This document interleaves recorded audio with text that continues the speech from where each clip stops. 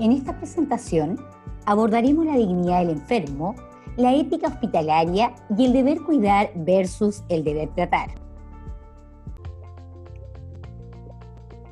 La pregunta sobre qué es la enfermedad ha tenido profusas respuestas desde la perspectiva científica, psicológica, social y cultural. La enfermedad ha sido vista como una alteración grave o leve del funcionamiento normal del organismo, debido a causas externas o internas. Para el enfermo, la vivencia profunda no es solo ser enfermo, sino que además constituye un tema existencial que para el equipo médico, que solo ve en el enfermo una alteración de la salud y se preocupa de lo curable, se crea un distanciamiento, una falta de empatía que repercute en su relación médico-paciente. El equipo médico demora a veces muchos años para comprender completamente lo que viven las personas cuando presentan una enfermedad seria, amenazante de su vida o de su calidad de vida. La dignidad puede definirse como una característica inherente al ser humano, puede considerarse un atributo del ser uno mismo y se manifiesta a través de conductas de respeto hacia uno mismo y hacia los demás. La dignidad de un individuo se ve afectada por el tratamiento que recibe por parte de otras personas. Es un concepto complejo que significa una cosa distinta para cada persona y que está profundamente ligado a la cultura. La dignidad como derecho fue plasmada en los instrumentos de protección de derechos humanos y en los textos constitucionales de varios países luego del fin de la Segunda Guerra Mundial. Ello representó la culminación de la evolución histórica del concepto de dignidad, que es muy antiguo y ha variado en el tiempo. De los propulsores de la dignidad, Kant dice que el hombre no puede ser tratado ni por otro hombre, ni siquiera por sí mismo, como un simple medio o un instrumento, sino siempre como un fin. Tomás de Aquino señala que el término dignidad hace referencia a la bondad de alguien considerado en sí mismo frente a la utilidad que es la cualidad que posee algo como medio para obtener un bien distinto. La grandeza del hombre, intrínseca en sí, es la que fundamenta su dignidad.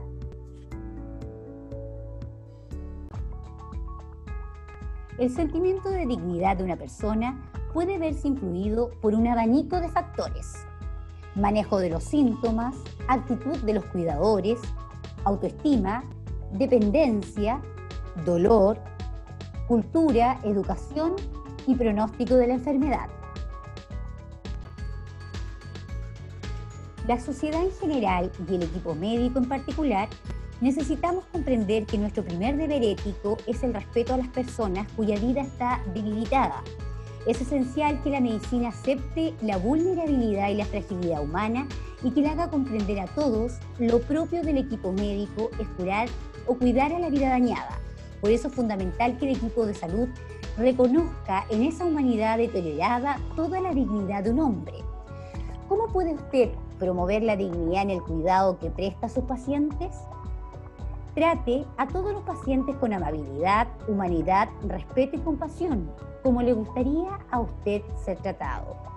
Mire más allá del cuerpo enfermo, del caminador, de la bombona de oxígeno para ver al paciente.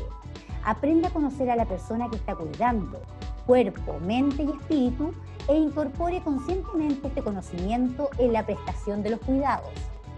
Incluya al paciente en las conversaciones y en las decisiones, las importantes y las banales. Promueva un ambiente de descanso y de relajo. Tratar a las personas con dignidad es tratarlas como individuos autónomos, capaces de decidir su destino. La autonomía como capacidad se refiere al conjunto de habilidades que cada persona tiene para hacer sus propias elecciones, tomar sus decisiones y responsabilizarse de las consecuencias de las mismas. La autonomía se aprende, se adquiere mediante su ejercicio, mediante el aprendizaje que proviene de uno mismo y de la interacción social. Se trata, así pues, de un ejercicio directo de las propias personas y de su propio control que se aprende. La autonomía como derecho hace referencia a la garantía de que las personas, al margen de sus capacidades, puedan desarrollar un proyecto vital basado en su identidad personal y tener control sobre el mismo. En el caso de personas con grave afectación, el ejercicio del derecho a su autonomía suele ser indirecto, es decir, mediado por otros y a través de los apoyos precisos. La autonomía no es una capacidad única y fija, no es una cuestión de todo o nada. Depende de la competencia de cada persona, cognitiva y emocional, para actuar o decidir, pero también de la situación o tarea y del entorno de los grupos de apoyo. Las personas cuyas competencias para la toma de decisiones están muy mermadas, deterioro cognitivo muy severo, trastorno mental severo, necesitarán ser representadas por otros para gestionar aspectos elementales de su vida. La autonomía se entiende también como derecho y siguen teniéndolo. En estos casos, el ejercicio de la autonomía es indirecto y se hace efectiva a través de los otros, familia, allegados u profesionales. Representar a los demás en sus decisiones no es algo fácil, pero puede ayudarnos a conocer y tener en cuenta la biografía de las personas, saber si existen y respetar las voluntades previamente expresadas, interesarnos e informarnos sobre los hábitos y las rutinas que les genera bienestar, acercarnos mediante la observación a sus preferencias actuales y permanecer atento a sus cambios. Básicamente, los fundamentos de la ética del cuidado pueden describirse a partir de 5 ejes. El concepto del ser como ser relacional. En nuestras vidas necesitamos de los demás y de las relaciones con ellos que nos permitan darnos a ellos, tanto para sobrevivir como para autorrealizarnos. Un enfoque sensitivo al contexto, lo que incorpora una observación del otro y su entorno, para identificar la totalidad de sus necesidades. La diferenciación entre cuidado y preocupación. Esto implica que exista atención tanto hacia las personas con las que tenemos relaciones personales como hacia aquellas con las que no compartimos dichos lazos de unión. La prioridad del sentir sobre el razonar. Este es el punto clave de la ética del cuidado y que le diferencia de otros modelos. Dar relevancia justa a los sentimientos y afectos. La opción por los dilemas reales sobre los dilemas hipotéticos, es decir, personalizar y singularizar las resoluciones sin acapararlos con casos hipotéticos o anteriores. Según Carol Taylor, son tan solo 6 las características o aptitudes básicas para llegar a ser un buen cuidador. El afecto, experiencia de un sentimiento positivo hacia el paciente. La cognición, capacidad intelectual y técnica de identificar lo esencial para el bienestar del paciente. La volición, compromiso interno para movilizar los recursos personales y técnicos que aseguren el bienestar del paciente. La imaginación, emplear creativamente los recursos personales para relacionarse empáticamente con el paciente y entender su situación existencial particular, así como sus necesidades vitales. La motivación, flujo de energía aplicado al acto de cuidar, refleja el altruismo en el ejercicio de la profesión y el deseo de actuar en consecuencia. Y finalmente la expresión, demostrar genuinamente la intención de ayuda mediante el uso de la estrategia de comunicación verbal y no verbal. Finalmente, tras un periodo de aprendizaje, para llevar todo esto a la práctica, debemos concienciarnos de que somos nuestro propio y mejor instrumento, ampliando nuestros recursos internos y eliminando la creencia de que nuestra única función es administrar medicación, reivindicando que existen también los llamados cuidados invisibles. Por otro lado, debemos ser conscientes de que para prestar cuidados excelentes se necesita tiempo y debemos insistir en ello como colectivo. Cuando no hay tiempo, nos vemos obligados, lógicamente, a priorizar en las tareas técnicas, que en general suelen ser tareas interdependientes o delegadas y no propias, y esto nos impide realizar nuestra verdadera labor. Por último, Debemos procurar un ambiente cómodo y estable para desarrollar el compromiso que debe poseer el equipo de salud al paciente. ¿Es un hospital un organismo ético? Según unos, un hospital es una simple estructura arquitectónica de hormigón y cristal, en la que se alojan y se yuxtaponen servicios técnicos y administrativos específicos, pero que carece por completo de convicciones morales. Según otros, el hospital es mucho más que un edificio y unos servicios generales. Es un denso retículo de relaciones humanas que, por encima de la planta física, crean una identidad moral, esto es, llevan en sí siempre e inevitablemente un propósito ético. El hospital, en cuanto a empresa ética, necesita un modelo no distributivo en el que la acción del conjunto no es reducible a simples decisiones individuales, sino que exige la actuación éticamente coordinada de todos, en cuanto grupo que asume unos ideales profesionales. El hospital quiere ser un agente moral. Para eso conviene que el hospital autodefina públicamente su misión y su filosofía, sus valores y sus principios, como normas que conformen un código o ideario ético, pues en buena medida es un sujeto de responsabilidad moral, jurídica y social. Este ideario es el proyecto humano que el hospital se debe dar a sí mismo y que ha de ser un referente interno para todos los que trabajan en él y para los estudiantes y residentes que en él se forman.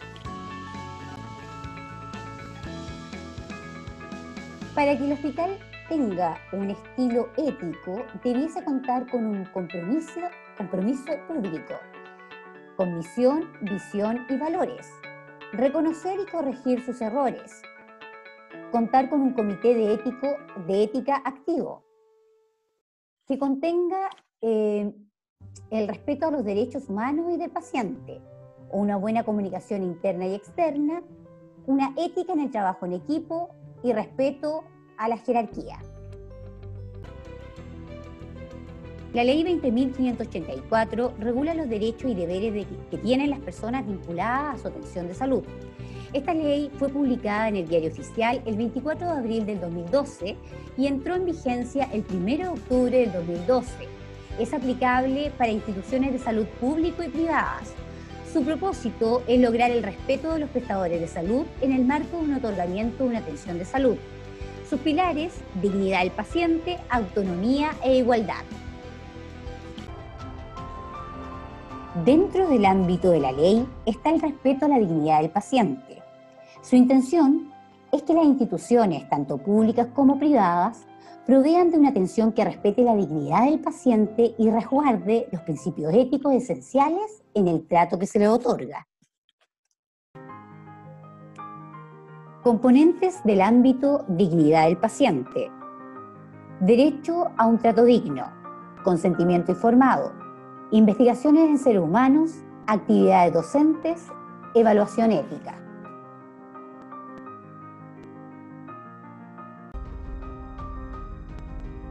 La Carta de Derechos de los Pacientes establece los siguientes puntos. Atención segura y de calidad. Esto significa que cuando se le brinde una atención de salud, se cumpla con las normas y protocolos establecidos. Es decir, que no se le opere de la cadera equivocada o se le suministre un medicamento que no corresponde. Eso incluye además que se le informe en caso que ocurra un evento adverso, así como también de si en el establecimiento se registra algún tipo de infección intrahospitalaria o haya errores en la atención. También significa que el médico funcionario que lo atiende se identifique o tenga credencial con su nombre y su cargo. A recibir información oportuna y comprensible de su enfermedad, así como también de la alternativa de tratamiento que dispone para su patología y los riesgos que puede enfrentar, también de los resultados de sus exámenes o de los trámites que debe realizar para acceder a una atención de salud. A recibir un trato digno, una atención respetuosa y amable, es decir, que el paciente sea llamado por su nombre, que le respondan adecuadamente cuando pregunte. A que se le respete y proteja su privacidad durante su atención de salud, es decir, que no pueda ser fotografiado ni grabado con fines de difusión sin su autorización. Compañía y asistencia espiritual. Se le debe permitir al paciente recibir visitas de familiares o amigos durante su hospitalización o compañía y asistencia religiosa o espiritual si lo desea. Recibir un informe médico que contenga todos los procedimientos aplicados mientras estuvo hospitalizado. Eso incluye el diagnóstico, quién lo atendió, los exámenes que le realizaron, qué medicamento se le suministró, el tiempo que permaneció internado en el hospital o clínica. Que se le entregue un informe que incluya los precios de las prestaciones que recibió. Ficha clínica. Se establece el resguardo de la ficha clínica y los datos médicos, los cuales no pueden ser entregados a personas no relacionadas con la paciente o con el paciente. Aceptar o rechazar un tratamiento, una cirugía o cualquier otro procedimiento médico, esto tanto en el caso que la persona esté sana o en una condición terminal. Alta voluntaria.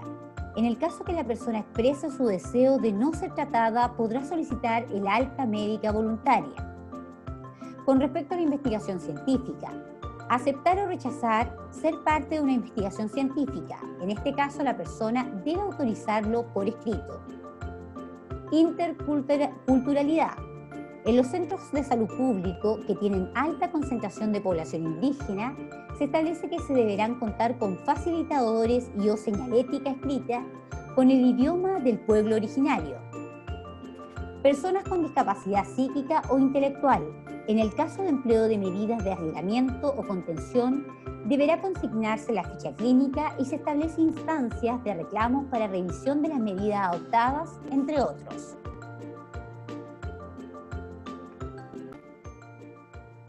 Con respecto al deber tratar, las condiciones humanas y éticas del tratamiento debiesen contener el buen hacer, el buen actuar, el actuar con prudencia, primero no hacer daño, el actuar con sabiduría para usar los recursos que favorezcan sus acciones, actuar con discernimiento, que en la práctica médica permita conocer lo útil, bueno y apropiado para recuperar la salud y el bienestar de los pacientes.